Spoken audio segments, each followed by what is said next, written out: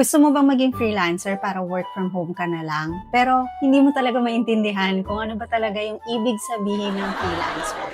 Sige, simplihan na lang natin. Ang isang freelancer ay may service na ino-offer, nahahanapan niya ng client gamit ang internet. So, service, client, and internet. Now, syempre, kailangan mo din ng equipment. Ano ba talaga ang kailangan mo? Laptop ba or desktop? Kung gusto mo ay location freedom, mag-laptop ka. Specs naman ng laptop or PC, kung hindi ka naman mag-animation or mag-video editing to the highest level, pwede na ang i3 or i5 with 8GB RAM. Ayan, so nag-decide ka na laptop nga ang kailangan mo. Pero paglabas mo naman, wala kang internet.